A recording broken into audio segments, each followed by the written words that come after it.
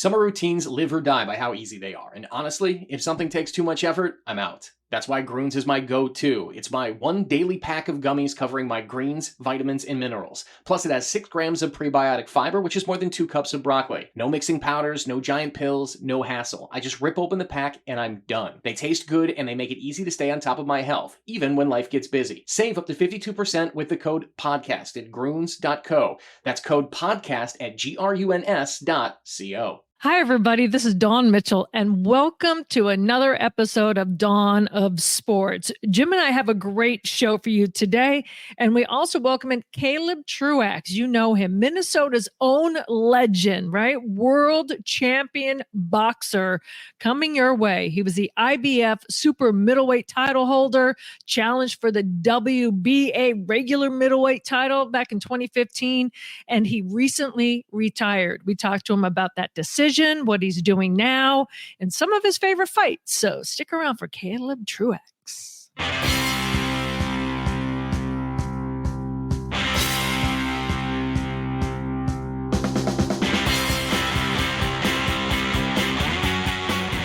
Yes, welcome back to Dawn of Sports with our star Dawn Mitchell of Fox 9 Sports. We're coming to you from the Aquarius Home Services studio. Our guest today, Caleb Truax, the great Minnesota boxer who has recently decided to retire. We have a nice conversation with him. We've already recorded it, so I know it's good conversations. Caleb's always been a great guy, and he's fun to talk to. We're sponsored by Rudy Luther, Toyota, Define Destinations, and Bay to Bay Boat Club. And Dawn, let's kind of bring a conversation that we were starting to have off the air onto the air. The Timberwolves lose 2 games to the defending champions, a team that destroyed everybody in the playoffs last year. And all of a sudden, especially on the internet, because that's what the internet is for, you see panic and anger. The series, we're talking here on Monday morning, the series is 2-2. Right. The series is 2-2. It's a best of 3 series for a chance to beat the world champs and advance to what would be another great matchup. I just think we have to learn as Minnesotans to appreciate the drama and excitement of high-level sports without thinking that every time you lose a game, the sky is falling. Yeah. For me, I understand being upset with how they've played the last 2 games. I totally get that, right? Far cry from the first 2 games, and you're riding high and all of that. But then to be like, where it's tied at 2, it's over. We never win anything. I'm like, it is tied. Like, you're going to miss out on the beauty of a game 5 or a beauty of a game 6 or 7. You know, this is it. You don't just throw your hands up in the air and be like, that's it. You know, I knew this was going to happen. That's what was driving me nuts. Yes, you could be upset. Like, where'd the defense go? Right. Where's the offense? Like, they're not playing like, come on. Like, yes, I'm all for calling out something that's not going well in that game. But to just be like, we never win anything. I'll never see anything of a championship in my lifetime. I don't know. That's not in my DNA, Jim, to think that way. And yes, I get the Minnesota landscape of sports. I get it, but I don't buy into the woe is me when it's tied. A series is tied at 2-2. Someone said, well, did you see anything in that game that would think you that it would maybe win in game 5? I'm like, how about the fact that no home team has won? Yeah, they're going to Denver again. You don't know. This is why you play the game, and you're just sucking the joy out of the sport. And like you said, you know, that battle, they're going to be 16-0. They're going to fly through and be undefeated and win the NBA championship, Jim. One little roadblock, and it's like, that's it. Here we go again. I don't know. That gets me so mad. That mindset gets me mad. Fired up, Jim. I'm fired up. Yeah, she sounds fired up.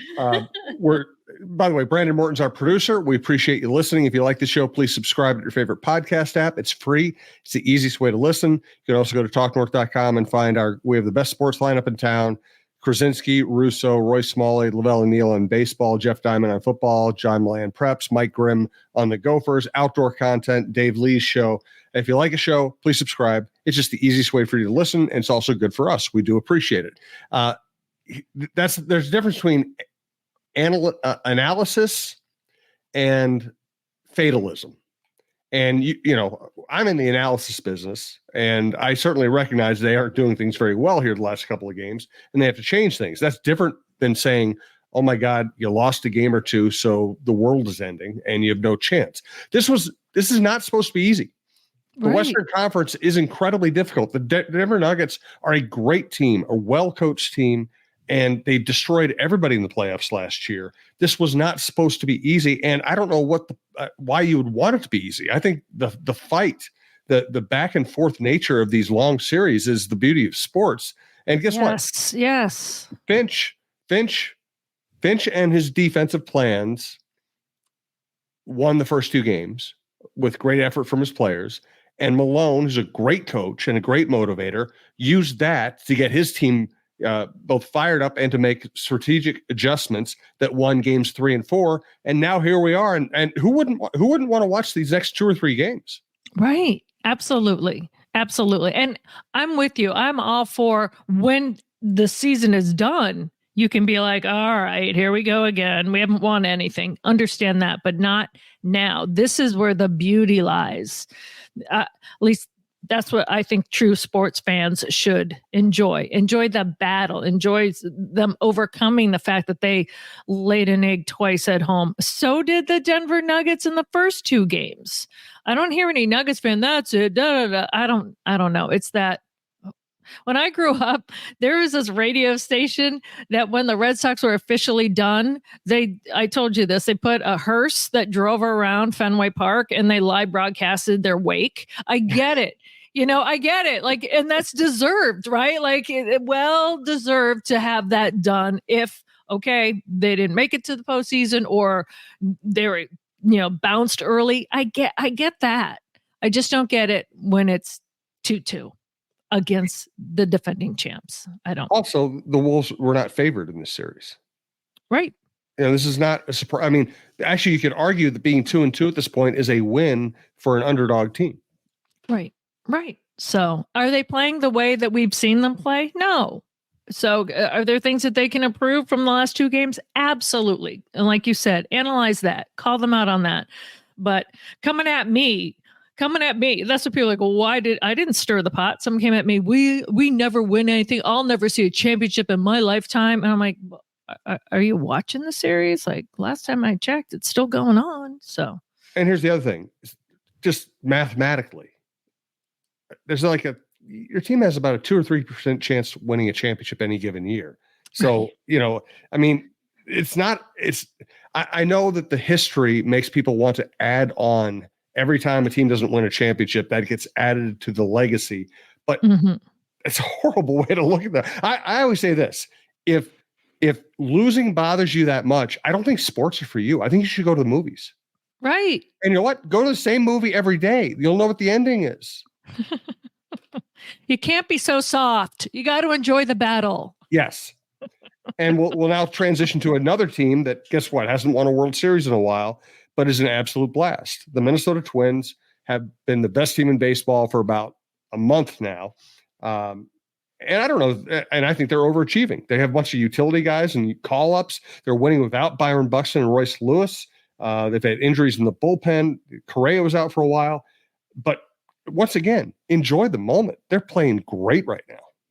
Yeah, and surprising people, right? Because all of a sudden, until the sausage, episode came out, it wasn't looking good. So, again, it's a long season, and I even like how when people say, "Well, we haven't won in a while." There are some teams that have never won a World Series, people ever, right? I grew up with the curse, and then when I worked in Chicago, the Cubs had the curse of the GOAT. I mean, there's teams that go forever, a drought. Now, yes, last time, 91, that's been a while. But enjoy the ride.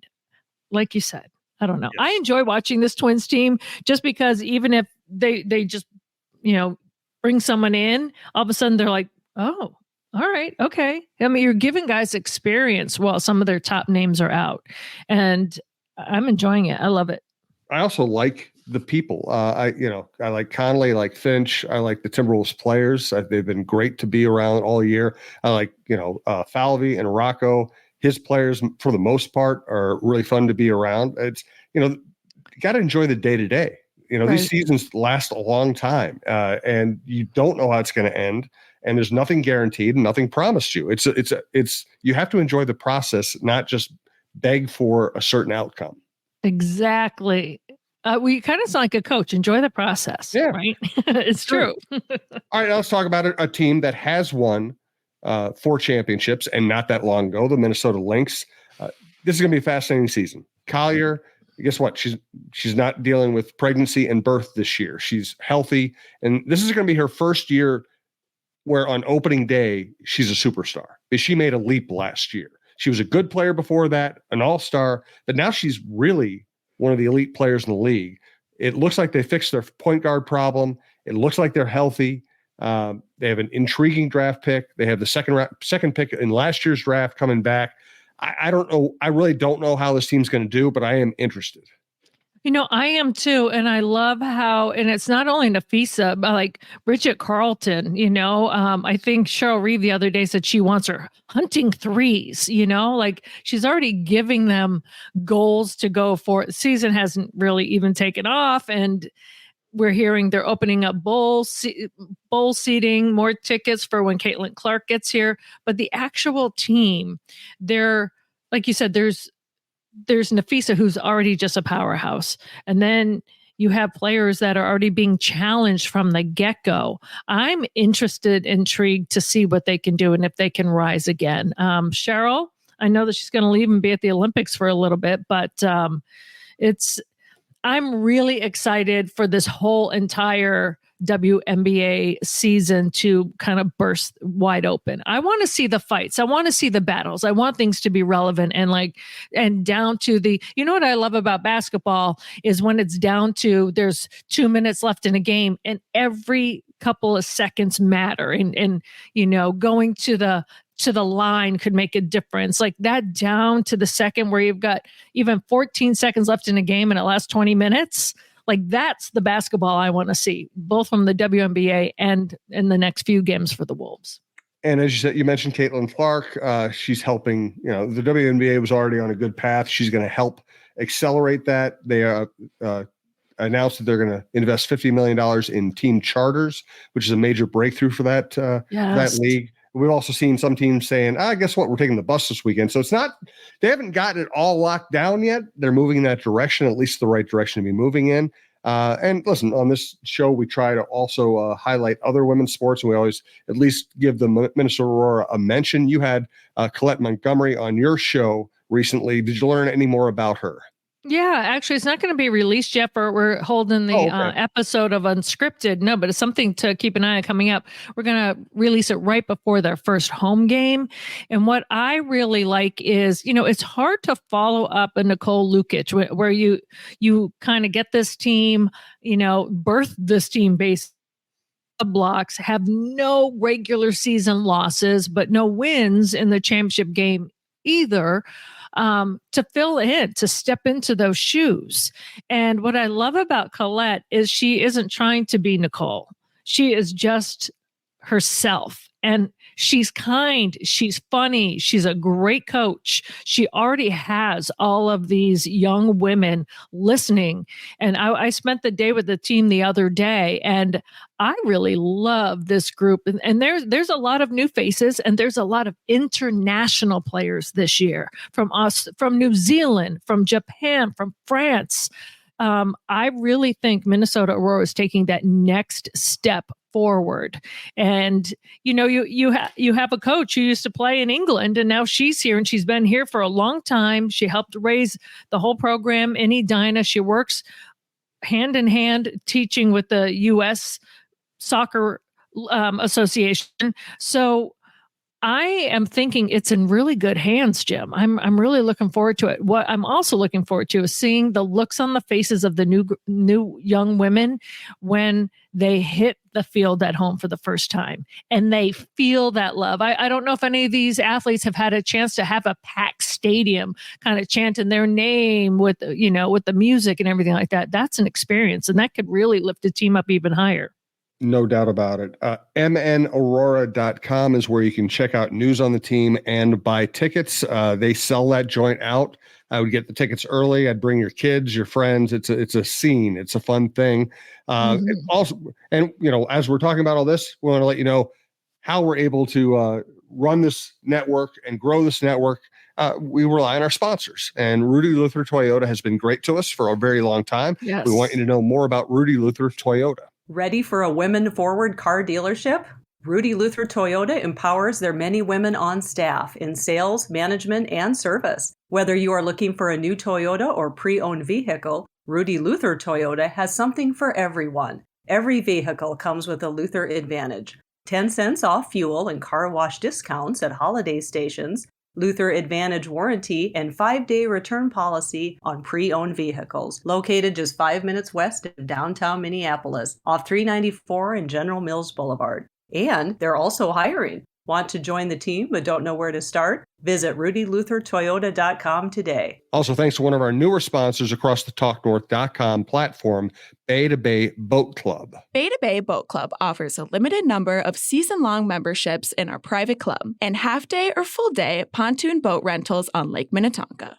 Members have the opportunity to play on luxurious pontoon boats as well as a variety of well-appointed deck boats, speedboats, and offshore boats. Our daily pontoon boats are deluxe, custom-built boats with many amenities and comfortable seating for up to 14 people. Bay to Bay Boat Club, Country Club Boating, 24 years in business, and voted Minnesota's best 3 years in a row. Please visit us at baytobayboatclub.com for more information. We look forward to welcoming you this summer. And as I said earlier, we're coming to you from the Aquarius Home Services Studio. And by the way, Don, where can people watch the Minnesota Aurora games this year? Minnesota Aurora games, Jim. Thank you very much. All the home games can be seen on Fox 9 Plus. I think it's a great outlet. So if you can't get to Egan, if you can't get to the home games, you turn on Fox 9 Plus and you can not miss a moment of the action. Excellent. All right, let's get to Don's conversation. I'll throw out a question too, but it's mainly Don's conversation with Caleb Truax, great boxer, great guy. As promised, we've had such a run of good guests thanks to Don. Today's guest, Caleb Truax, St. Michael, great boxer, has decided to hang it up. We're going to chat with Caleb about his career, his future, and Don, I'll let you start it off. All right. Well, I am so excited to have Caleb Truax on our podcast. Woo woo! Minnesota's own world champion boxer. Your last fight was June 24th, and just in April at the end of the month, you decided to retire.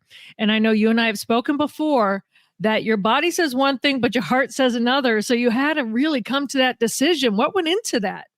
Yeah, I was kind of dragging my feet and making the official announcement, but after my last fight, I knew it was time to hang it up. I knew I couldn't compete at the level that I wanted to, that championship level that I've been at for the last 10 years. And I can still get it done a little bit in the ring, but I don't want to be one of those guys that just hangs around and tries to make a little money and gets beat up when they're old. So boxing is a young man's game. And after 40 fights and being 40 years old, I figured it was time. Well, let's take you into that fight if you don't mind. So Burley Brooks, he won by unanimous decision, but it was during the match, not after, right? I think you told me earlier, like you didn't feel your reflexes are there. Like what was going through your mind in the middle of that? While you're supposed to be fighting, your brain is also saying, I don't know, right? Yeah. So prior to that fight, I hadn't fought in almost 2.5 years, actually over 2.5 years. And had some cancellations due to COVID, and that was a real rough stretch for me. But it had been 2.5 years since I last fought, and was training hard and preparing, and things feel good in sparring and things feel good in preparation, but you can't really simulate that full speed fight night speed when you're in sparring. And after about the first or second round, I was like, oh man, like things ain't going as fast as they used to. And I can see stuff, but I can't pull the trigger like I used to. And after about the second round, I figured it was going to be a long night, and not that I got hurt or not that he beat me up or anything. I just couldn't do what I normally would have been able to do. And, 3 or 4 years prior to my last fight, I would have, Burley Brooks is a good fighter, but it's a guy that I would have probably knocked out in a few rounds. And when you get old, that doesn't happen. So it was time to call it a day. Well, what I love about true blue athletes is they know that they want to go out on top, right? They don't want to just hang around the sport. And when you are built the way you are, Caleb, that is your heart, right? Saying, if I can't live up to my own expectations, it's time to move on, right? Yeah, absolutely. Yeah. And I had been, when I first started boxing, I never really wanted to be a professional boxer. And the guys that were kind of in my gym at the time were pro fighters, but they were guys that were just kind of journeymen and just kind of fighting to make a check and make a few bucks here and there. And that's kind of who I first was around when I first got into boxing, and I didn't want to end up like that. And obviously I had a lot of success in my career and 40 fights and 31 wins, but I just didn't want to be a diminished fight as a diminished product going into the ring. It's not fair to myself, not fair to the fans, and just not fair to the sport to go in there and just try to make money, knowing that I couldn't do what I wanted to do. Well, you retire from the sport a legend in Minnesota. You do. Is that hard for you to reconcile? Because you are humble, like that you are. Yeah. So you say 40 fights, right? 31, 6-2, and 1 no contest. That is unbelievable, my friend. Yeah, thank you. Yeah, it's been kind of it's been an emotional roller coaster since I announced my retirement. Sad and proud and this and that, but that has been one thing I've kind of I haven't really fully grasped yet is the fact that everyone's calling me a legend and this and that. And I always just went out there and tried to put one foot in front of the other one and give my best effort for the fans and the best effort for myself and my family. But I've obviously always knew that I was looked up upon in the boxing community. But for all the people that come out of the woodworks to say, you're a legend, one of the best, local athletes of this generation, and blah blah blah, it's pretty humbling. It's awesome too. And you didn't even start till you're like 19 or something, right? Weren't you like a baseball 20? Yeah, I was 20. Right? Oh my goodness. Yeah, I was 20. Yeah. How did it come about? I was a baseball player in high school and a football player in high school. And I went to school in Virginia to play football and hurt my knee and ended up coming back to the University of Minnesota just to focus on getting a degree and getting a job. And that's when I picked up boxing at age 20. And most of the guys that I boxed with, especially at the top level, those guys have all been fighting since they've been 8 years old, and that's basically the only sport that they ever done. And that's usually the case for boxing. It's kind of like a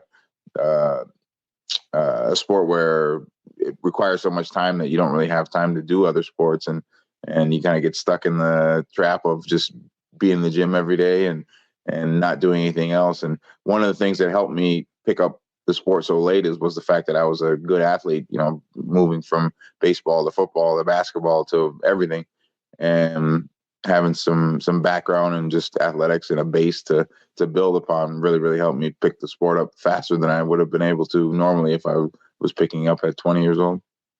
Would you ever have thought at 20 that you'd be doing it for 2 decades and can walk away without a huge injury or anything? No. I just wanted to do it because I enjoyed myself. I still remember the first time I ever did it. It was I was sitting in my apartment with my buddy Rob Sutherling at the University Village, and we saw an ad for a tough guy contest in the city pages.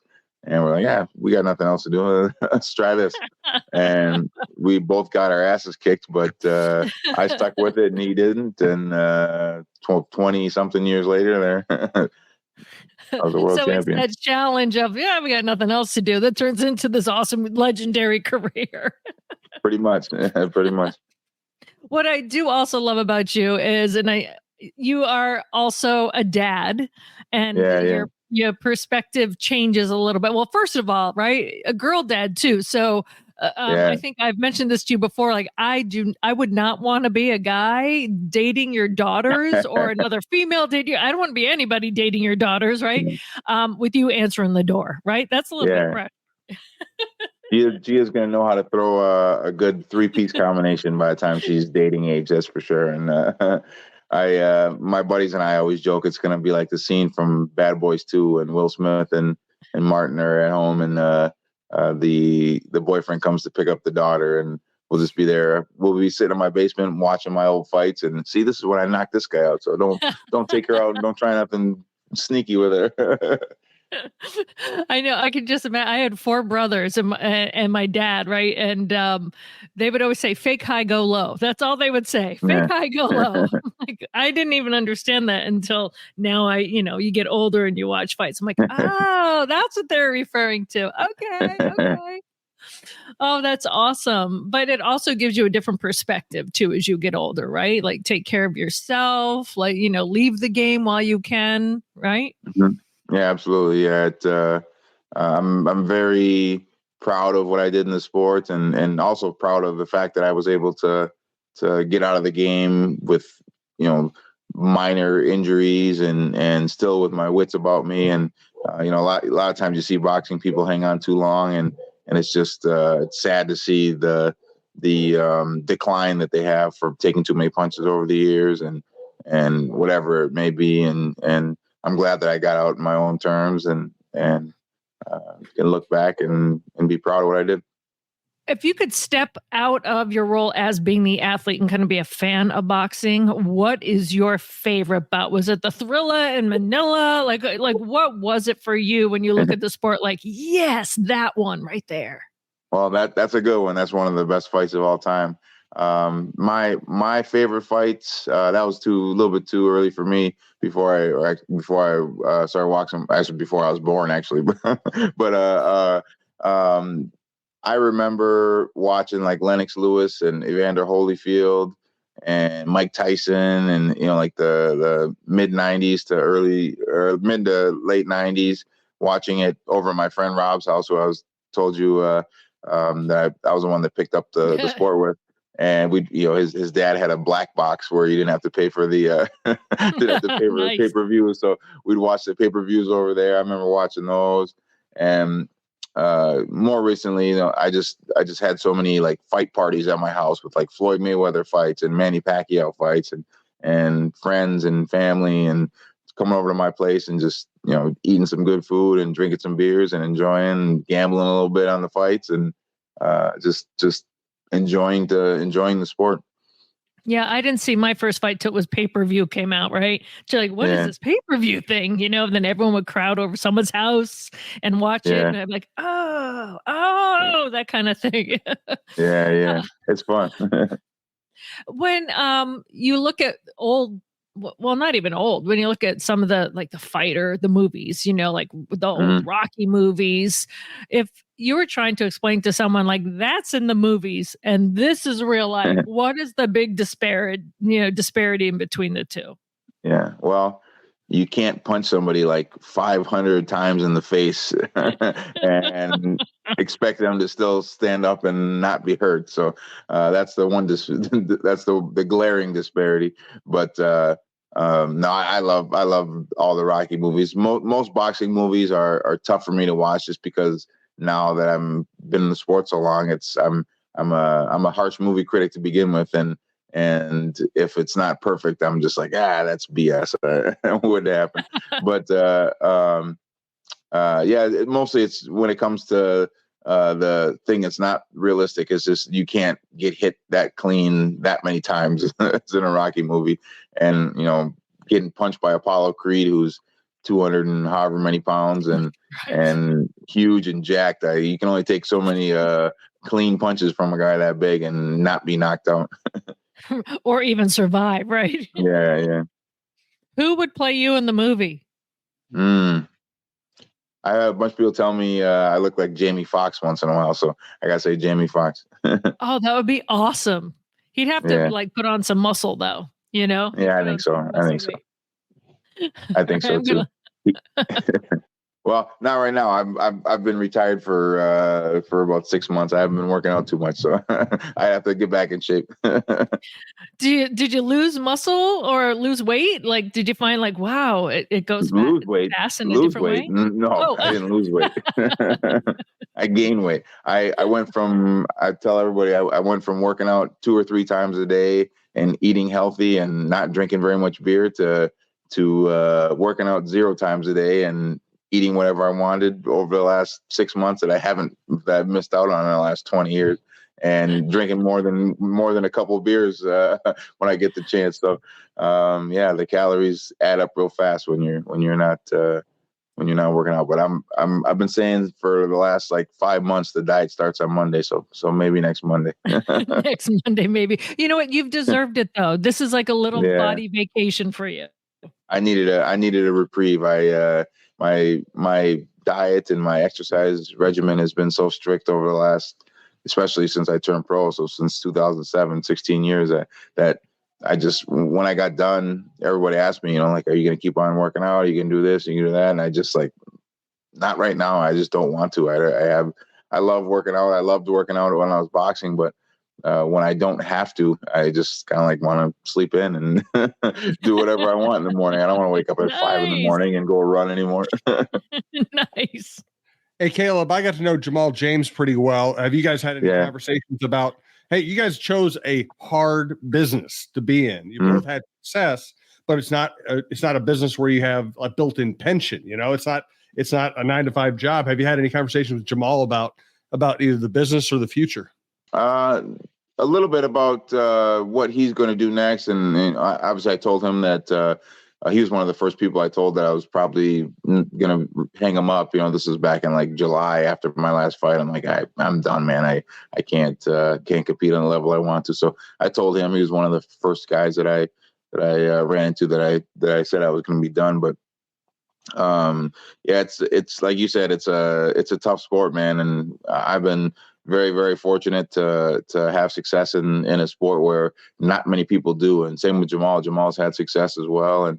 And he still, hopefully he still has a couple more fights left in him. He's a little bit younger than I am. I think he's maybe 35 or 36, but he's been out of the ring for about a year now. So it'd be interesting to see, actually over a year now. So it'd be interesting to see where he goes next. But, boxing is a sport, like you said, we don't have players unions and retirement pensions and this and that. So you kind of got to do everything yourself. And most guys don't make even close to the money that I made. And, I'm no rich athlete or anything like that, but I made enough to raise a family and, pay for a house and a cabin and stuff like that. So I've been very fortunate, and I wish I would have won a couple more fights and made some big money, but not in the cards. And now I gotta sell houses instead.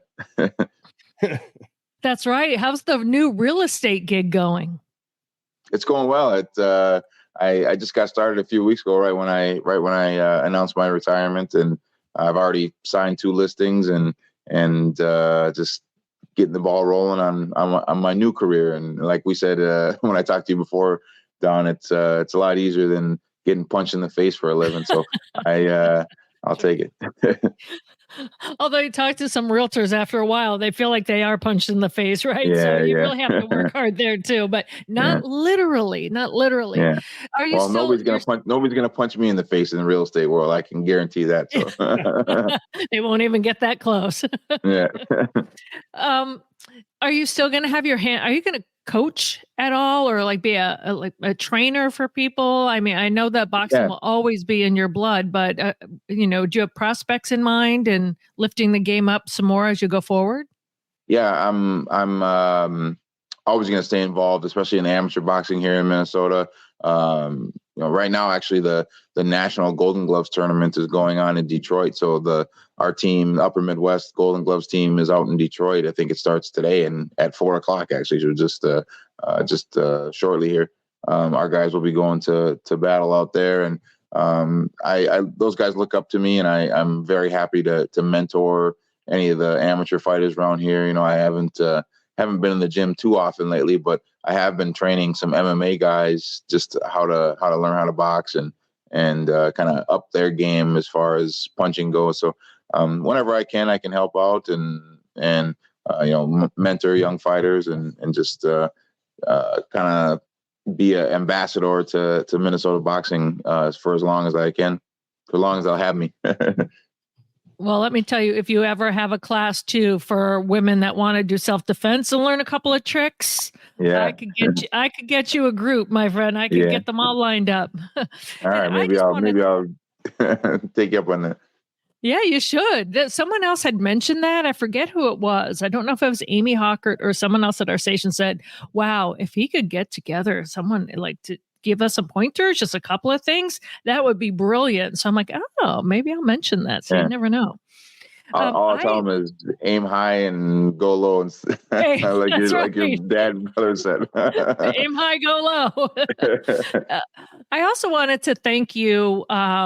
So many people say that because of you and the concerts, the Armory has become this vibrant place to go after it was reopened.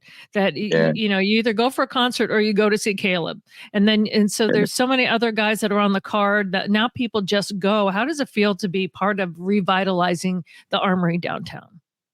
Oh, it's awesome. It's a beautiful, beautiful venue.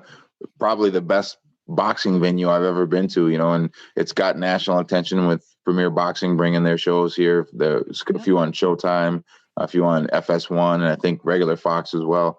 But just a fantastic boxing for venue, and those guys do an awesome job at the Armory. Ned and Rich and all those guys.